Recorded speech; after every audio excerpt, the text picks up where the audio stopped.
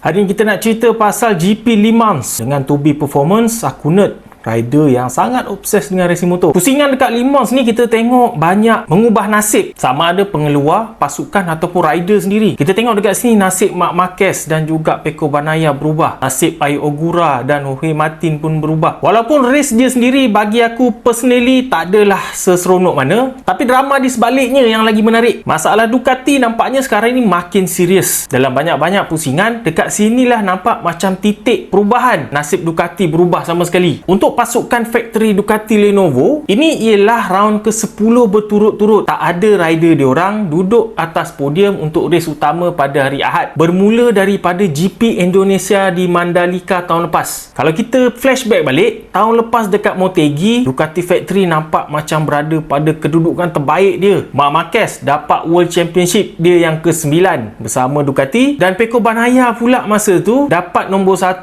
pada qualifying, sprint race dan juga race pada hari Ahad setelah struggle dengan front end GP25 sepanjang musim lepas. Nampak macam segalanya indah dalam camp Ducati, tapi cuma seminggu je lepas tu dekat Indonesia, Marc Marquez kata dia rasa susah nak dapatkan podium di Mandalika. Lebih teruk lagi, dia kena sondol dengan Bezzecchi dan dapat injury yang teruk yang mungkin menjadi faktor sampai ke hari ni tentang prestasi Marc Marquez. Pecco Bagnaia pula crash out daripada kedudukan terakhir. Daripada semuanya indah, tiba-tiba bertukar menjadi semuanya buruk dan kekal sampai ke hari ni. 10 race berturut-turut tak ada rider Ducati Factory di atas podium pada race utama. Jadi ini macam menunjukkan betapa seriusnya masalah di dalam camp Ducati Factory. Sangat berlawanan dengan Jorge Martin yang kita akan cerita juga sekejap lagi. Marc Marquez nampaknya macam semakin pudar. Macam yang kita sembang sebelum ni, yang aku cakap tak dapat nak explain macam mana, tapi kita nampak Marc Marquez bukan Marc Marquez yang kita kenal selama ni. Dekat sini Marc Marquez macam buat satu pengakuan tentang benda ni. Dia kata dia tak selesa bawa motor. Sama ada dia slow ke ataupun dia laju ke, dia tak tahu apa sebab dan punca. Sebagai contoh, dekat Le Mans ni, sesi praktis semuanya Marc Marquez tak memberansangkan langsung, sampailah dia tak lepas masuk Q2 direct pun. Tapi secara tiba-tiba pada sesi qualifying 1, dia dapat pecahkan lap record track ni pula. Kenapa dia boleh jadi laju macam tu tiba-tiba, dia pun tak tahu kenapa. Jadi ini menunjukkan tak ada kontrol terhadap pace. Laju tak tahu kenapa, slow pun tak tahu kenapa. Menambahkan buruk lagi keadaan sedia ada ni, Marc Marquez crash pada sprint race dan menyebabkan dia kena rehat sekurang-kurangnya 2 race. Race hari Ahad di Le Mans dan juga race di Catalunya nanti. Jadi nak kata tak boleh fight untuk title terus secara matematik tu tak, tapi daripada situasi yang ada sekarang ni, untuk kita buat assessment waktu sekarang ni, dengan Marc Marquez yang nampak lain macam, tak seperti Marc Marquez yang lalu, dan dengan Aprilia pula yang konsisten, malahan lebih baik daripada setiap round ke round, peratusan untuk Marc Marquez tak dapat ulang kejuaraan dunia pada tahun ni sangat besar. Kecuali lah lepas balik daripada injury ni nanti, dia boleh tiba-tiba konsisten menang balik setiap race. Itu pun kalau Aprilia sentiasa tail dekat belakang dia, pun susah juga secara matematiknya. Sama juga ceritanya dengan Pecco. Kalau kita tengokkan pace Pecco pada tahun ni,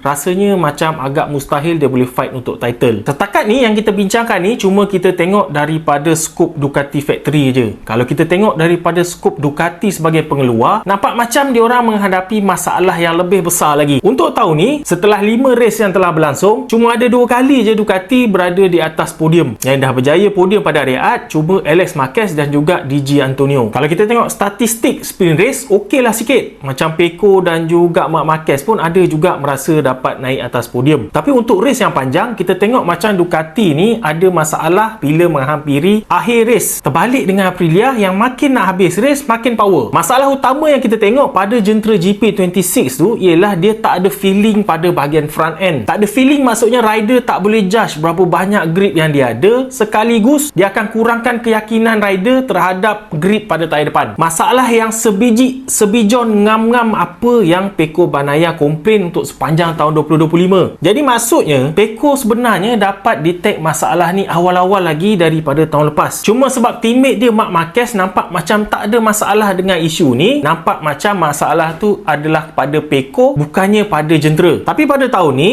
sebuah GP26 yang tak ada jauh sangat berbeza pun daripada GP25 sebabkan peraturan development freeze untuk undang-undang baru 2027 nanti. Nampaknya rider Ducati yang lain termasuk Marc Marquez sendiri dah hadapi masalah yang sama. Bermaksud ini ialah masalah jentera berbanding dengan masalah Pecco. Tahun ni Marc Marquez pun nampaknya macam tak dapat solve masalah tu, tak dapat cover dengan talent dia. Mungkin sebab dia ada rasa lain sikit dan masalah yang kita cakapkan tadi, yang Marc Marquez bukannya Marc Marquez yang dulu. Dekat Le Mans ni masalah ni nampaknya macam jelas, terpampang depan mata kita semua. Pada race utama, kata Pecco, lap by lap menghampiri habis race. Semakin lama semakin tak ada feel dekat bahagian front end. Bila dia paksa juga untuk dapatkan pace yang sama macam awal-awal race untuk kekalkan kedudukan kedua, itulah yang menyebabkan Pecco low side. Kalau tengok daripada slow-mo, Pecco macam tak ada buat silap apa-apa pun. Dia bukannya trail braking masuk dalam corner tu pun. Nampak macam secara tiba-tiba hilang grip pada tayar depan, menyebabkan harapan Ducati Factory untuk naik ke podium akhirnya musnah. Nampaklah stres David Tadozzi dekat dalam pit lane. Dah lah Marc Marquez injured pada hari sebelumnya, tak boleh race pada hari Ahad. Pecco yang ada peluang naik podium pun crash out juga sekali lagi, memanjangkan sampai 10 kali berturut-turut pada race utama Ducati Factory tak ada atas podium. Benda yang sama berlaku pada Alex Marquez. Dekat sesi qualifying dia low side sebab lost grip pada tayar depan secara tiba-tiba. Benda yang sama terjadi sekali lagi pada hari Ahad. Alex Marquez hilang grip pada tayar depan dan crash out. Kalau kita flashback dekat Jerez minggu sebelumnya, Marc Marquez crash pada lap kedua semasa dia tengah cuba kejar Alex Marquez. Benda yang sama berlaku bila tiba-tiba Marc Marquez kehilangan grip pada tayar depan dan crash. Jadi masalah ni kalaulah betul tekaan kita adalah berpunca daripada jentera, dan betul lah apa yang Pecco komplain tahun lepas dia dapat detect awal lagi, bermaksud sangat susah untuk selesaikan masalah ni dalam masa yang singkat. Kita tengoklah Pecco sepanjang tahun lepas tak dapat selesaikan masalah ni. Dan di sebalik masalah yang nyata ni ada lagi masalah yang bersembunyi di alam sebalik mata. Hampir semua top rider dalam Ducati akan meninggalkan Ducati untuk musim depan. Kesimpulan ni aku buat berdasarkan daripada kabar-kabar angin yang dikatakan dah memang betul, cuma tinggal nak announce saja. Top performer Ducati untuk tahun ni,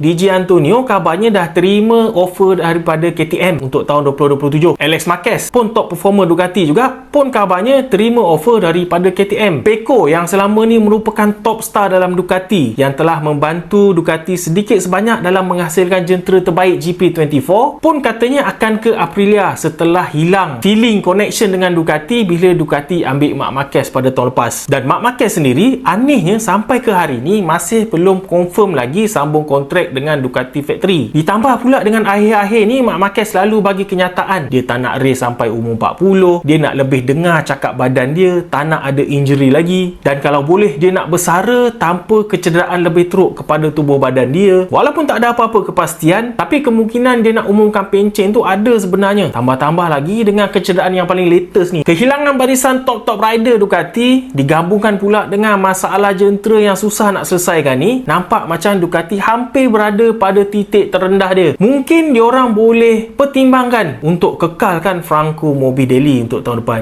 Jadi kita tengok round ni sangat-sangat mengubah nasib Ducati. Ia ialah macam turning point Ducati daripada jentera terbaik dalam MotoGP pada jentera yang struggle sama level ataupun mungkin lebih teruk lagi daripada KTM. Tapi di sebaliknya dengan Aprilia. Aprilia lockout kedudukan podium 1, 2 dan 3. Tak macam sebuah jentera Ducati. Jentera Aprilia nampaknya bila lap by lap makin lama makin laju dalam race. Kita tengoklah Ogura pun sama. Dia start daripada belakang jauh lagi tapi akhirnya boleh sampai ke kedudukan ketiga. Agility sebuah RSGP ni memang tak dapat disangkal lagi dan semuanya nampak jelas dekat Le Mans. Dekat Le Mans ni ada banyak chicane. Jadi kita boleh tengok macam mana RSGP ni lebih lincah. Contohnya dalam screenshot ni kita tengok Jorge Martin potong Pedro Acosta dekat kawasan chicane. Walaupun menggunakan line yang berbeza, bila kita memotong, kita selalunya gunakan line yang kurang optimum, yang bermaksud dia akan korbankan kita punya exit. Tapi kita tengok dalam kes Aprilia ni, Jorge Martin dapat pintas Acosta, kemudian boleh exit dengan cepat menggunakan line yang macam normal. Jadi sekelip mata je lepas dia pintas Acosta, terus buat gap. Tak ada peluang langsung untuk Acosta dan KTM untuk balas balik serangan. Benda ni telah berlaku dari race-race yang lepas lagi, tapi ada satu benda yang berubah. Benda tu ialah selalunya Marco Bezzecchi seorang-seorang je dekat depan. Tapi kali ni dia dah ada pencabar. Dan pencabarnya ialah teammate dia sendiri, Jorge Martin.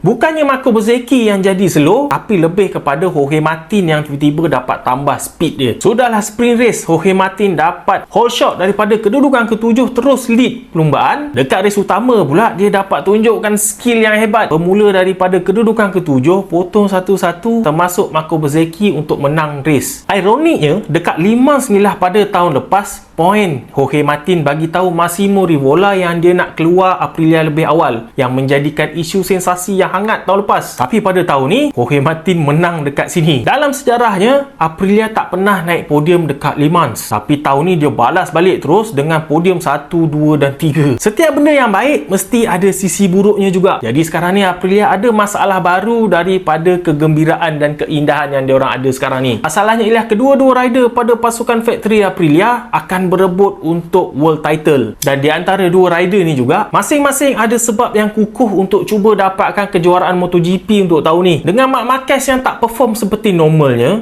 dan Ducati ada masalah dengan jentera untuk tahun ni, ini ialah peluang keemasan yang sangat emas untuk Marco Bezzecchi cuba dapatkan World Championship untuk tahun ni. Tahun depan mesin semua dah lain dengan undang-undang baru pada tahun 2027 yang tak tahu adakah Aprilia masih boleh kekal perform macam tahun ni. Dan sama juga halnya dengan pengeluar-pengeluar lain, ada kemungkinan diorang boleh tiba-tiba laju dan perform dengan jentera dengan undang-undang baru. Dalam masa yang sama, ini ialah peluang Jorge Martin yang terakhir juga, sebab kabar angin kuat mengatakan dia akan ke Yamaha pada tahun depan. Dengan jentera Yamaha yang nampak macam tak boleh belah langsung tu, mungkin akan menurun kepada jentera baru pada tahun 2027. Dan juga setelah mengharungi tahun yang sukar pada sepanjang tahun lepas, termasuk misi untuk buktikan kepada Ducati yang dia boleh jadi champion juga tanpa jentera Ducati, ini ialah peluang terakhir Jorge Martin untuk jadi world champion juga. Kalau Jorge Martin jadi champion sekali lagi dengan Aprilia pula kali ni, sekali lagi dia akan bawa plate nombor 1